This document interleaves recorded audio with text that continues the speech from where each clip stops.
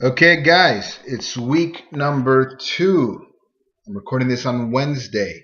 We've already had 2 days, and I wouldn't make too much of a big deal about what happened on Monday and Tuesday, except for some notable things I'm going to mention later. But just the fact that we may be leading or may be losing at this point in the week shouldn't be an indicator of anything. If you learned anything from last week, your first week playing this league's fantasy baseball, you would have learned that the decisive points are usually made during the weekend. So, as my good friend and now fantasy rival Omar learned, he was leading for most of the week towards the end, and then in the end, he ended up losing. So, them the breaks. So, I figured that being week 2, hopefully you guys are still having fun. I've seen a lot of enthusiasm, a lot of people still asking around. For those that don't normally play, I'm decided to do a miniature sort of a video podcast and just cover some things that I think all of us should be aware of. So, for starters, our league is broken up into two divisions. We have the powers that be and the front line. After week 1, powers that be have 3 wins, and the front line has 2. It's early, still a lot of weeks left, but hopefully the front line picks it back up when we get this rolling. All right. So I'm going to discuss with you how waivers work. Okay, a lot of people don't know this. Maybe it's your first time playing fantasy baseball. Maybe it's your first time playing fantasy, period. In football, you have Waiver Wednesday where everyone can put in the waivers whenever they want after games are started on Sunday. But depending on your waiver claim, you get to win waivers on Wednesday. So basically, the way that it works here, after that first week and after games have already started, people go on waivers. Players go on waivers. The other way that players go on waivers is when you decide to drop someone from your team. It will be put on waivers. So waivers. The way that it broke down the first time after the draft, the very last pick, so 10th pick overall, had the first overall waiver. So let's say that it was Peyton that had the 10th pick overall, and Justin had first pick overall. So it's time to go to waivers. Somebody drops a player, someone that's desired by many. We all want him. All right. So if Peyton has the top waiver pick because he had the last pick overall in the draft, that means that if he puts in a claim on that player and Justin wants him too, well, whoever's higher priority in waiver, in this case Peyton, will have that player. Now, after he takes the player, his waiver priority drops to the end. So even though you were number 1, if you use your waiver, now you're going to be number 10. If you don't use your waiver, if you're any other player, don't use your waiver, you stay in the same spot unless someone who was ahead of you use a waiver, and then you will move up because they're moving to the last spot. So whenever anyone uses a waiver, they move down to the last spot. That being said, a lot of people were surprised. They came to me and asking, hey, I didn't know that I can only make a certain amount of moves. Yes, there are some people, if you haven't played this kind of league before, head-to-head points, who take advantage of the fact that pitchers score a lot of points. So what they do is, rather than picking really good starting pitchers, they do what's called streaming pitchers. So every day you basically draft very good position players, and then you just have a bunch of pitchers who you don't mind picking up and dropping. And you get by on that strategy. In most cases, you can almost even win all the time on that strategy, except for the fact that you're only allowed to make 3 pickups in the week. So if you're dropping pitchers, picking them up, hoping to get an advantage, you can do that, but you're going to run out of picks after 3. So you can only drop and pick up 3 times every matchup, every week, and you only have 70 innings. So if you're streaming pitchers and you have 5 pitchers going every day, by the time you hit Wednesday, you basically blew your wad on pitchers. Okay? Injuries. Injuries are a part of the game. When you draft players, you think that you got the best team. It looks great on paper. Then what happens? They don't stay healthy. You end up losing. So, got to pay attention to the injury wire. Okay? I won't do this all the time, but seeing as how it's the first week, I'll throw you guys a bone. So I'm going to go over a couple of notable injuries. and you'll decide what you want to do with these. All right. So first of all, we have Jasiel Puig. All right, Jasiel Puig, King Felix Hernandez, and Kung Fu Panda.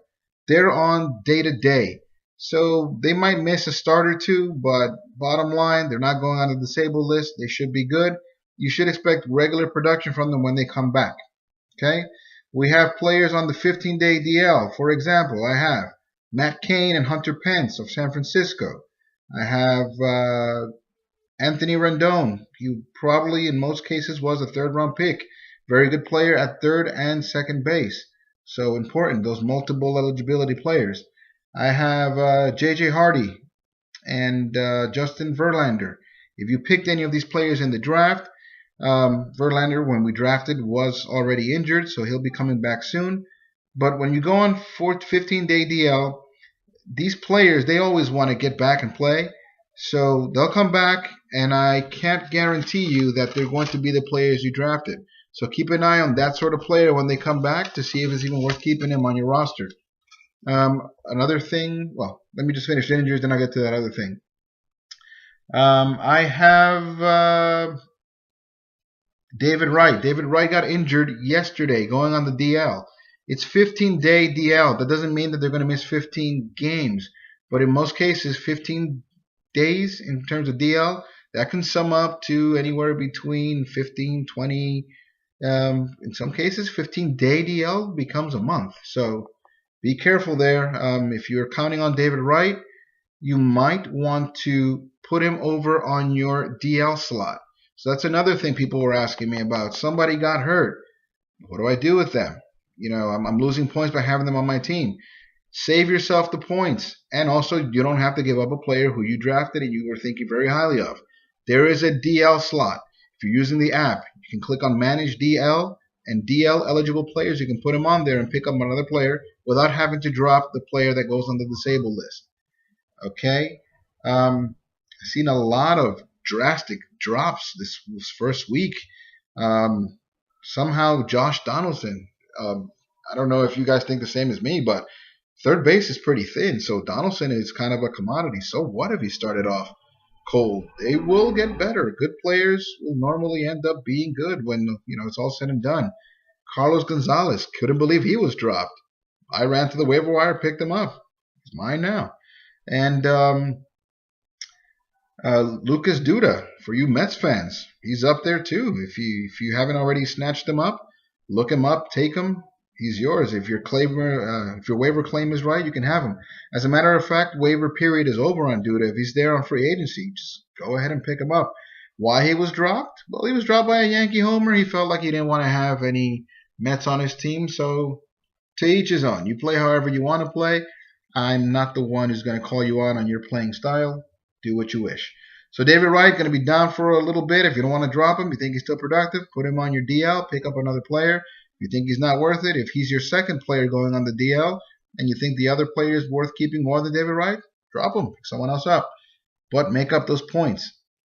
I'm currently in a matchup with Jamie Juan Jaime. All right, he has Yan Gomes of the what is this called? Juan Gomes of the Cleveland Indians. He's a catcher. All right, he was touted to be one of the better catchers because catcher's really, really thin. I mean, outside of pitcher and outfielder, possibly first base, the MLB is thin in just about every other position. So don't lose points by having a catcher there who's not going to play. He's going to be out for about 6 to 8 weeks. Jamie, put him on your DL if you want to hold on to him until he comes back and pick up another catcher. But don't keep getting those zeros. All right? Henry Mejia, another player who got suspended for 80 games for PEDs. Dominican pride there. Met, for you Mets fans. So I don't even know what to say there. He's gone for half of the season, so drop him. What the hell's the point of keeping him there? He's not going to give you any points. Drop him, move on. Let's see, what else? All right. So with the recent addition to my team of Carlos Gonzalez of the Colorado Rockies, I now have an excess of outfielders. So I have a Ryan Braun on my bench. I have Curtis Granderson, Carlos Gonzalez. I forget who my other my other outfielder is, but I know he's pretty good. I got a team basically based on power. So to make a long story short, everyone, go to your computers and update your trading blocks. If you want to get better, if you think your team has holes, look at the trading blocks, find out what other teams are looking to get rid of, and find out what they need. So you make them an offer. Don't waste anyone's time. Okay? Also, I'm going to be posting this video soon, and when I do, I'm going to gauge your interest.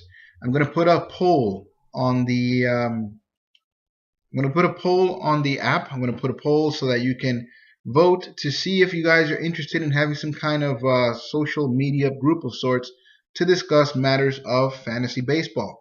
I'm all about integration. If you're new to the game, then by all means reach out to me if you think you want to do that to the point where I can help you out. I've done this before. I already won my first matchup, and in the past I've won fantasy baseball leagues about 3 different times. It's a matter of being opportunistic. So just quickly recapping what we saw today, I talked about waivers, pickup and drops and what their limits are, injuries and how to deal with them, how to manage the DL spots, and updating trading blocks. Alright, so hopefully this helps. Again, I want everyone engaged. I like the league. I like the enthusiasm I saw in the first week, and hopefully it's a long season. Hopefully we keep it up. I want to make a special dedication to Sebastian. When I asked if we wanted to play rotisserie so that everyone would be against everyone or head-to-head, Sebastian said, I want to play head-to-head because I want the opportunity to trash talk my opponent. Well, I don't know if you're doing it privately, if you're just poking jabs at him at work. This is a work league after all. But part of the fun is to, fantasy humiliate without getting to a personal level where people feel offended, the people in our league. So you can either do it on the message boards, send an email, or let's get going. Let's get a WhatsApp group, or let's get text messages in there where we can discuss and talk about and intimidate and just flex our muscle in terms of fantasy baseball. Question has come up as well about the buy-in. I'm okay with doing a buy-in. We can play for 10, 15, 20 bucks. Doesn't have to be anything crazy. Kind of like we did in football. Football we play for $20. The grand prize winner gets 80% of that, and the second place gets a consolation prize, basically making back their own money. And however we decide to play that out, I think if it's 20 bucks each and there's 10 teams, we're gambling there on $200. Who would be mad at getting $200? All right. So think about those things. I'll put up a couple of polls there. Check your apps all the time. Constantly check the website. I'm going to try to put in some interesting material. I realized I was the only one doing that in football last year, but I wasn't commissioner, so to each his own. However you want to manage your league. I want this to be interactive. I want it to be engaged. So expect more videos like this in the future if I kind of feel the need for it. Keep participating. Reach out to me if you need anything. And talk to each other, man. Keep the enthusiasm going. Good job by Tony Morales, first-time player. Good job, guy. Iran, you didn't win your first week, but it's a long season. Keep trying, guys. Seen you there, involved. I couldn't believe that you dropped Michael Brantley. He was your second overall pick. I mean, dude, be patient.